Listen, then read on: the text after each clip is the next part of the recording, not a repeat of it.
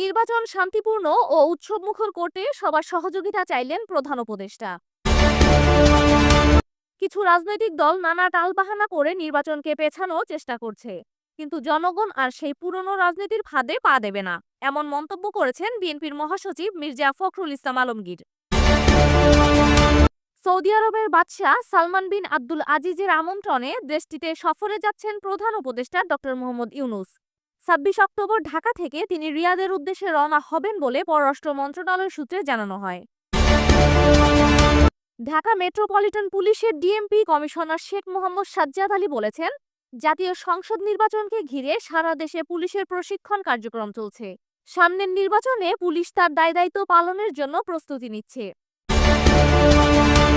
জাতীয় নির্বাচনের দিনেই গণভোটের প্রস্তাবে বিএনপি অটল রয়েছে বলে জানিয়েছেন দলটির স্থায়ী কমিটির সদস্য ডক্টর আব্দুল মঈন খান। বিএনপির স্থায়ী কমিটির সদস্য ডক্টর আব্দুল মঈন খান বলেন, বিগত ৩ নির্বাচনের নামে প্রহসন হয়েছে। গত ১৫ বছর যাদের চরিত্র হনন করেছি তারা বিগত ১৫ মাসে ঠিক হয়ে যাবে, এটা আশা করা ঠিক নয়। দেশপ্রেমিক সেনাবাহিনী শেখ হাসিনার উস্কানিতে পা দেয়নি, জানিয়েছেন চিফ প্রসিকিউটর। আওয়ামী লীগের ১৫.৫ বছরের শাসনামলে বিভিন্ন সময়ে গুমের শিকার ভুক্তভোগীরা বৈষম্যহীন ন্যায় বিচার দাবি করেছেন।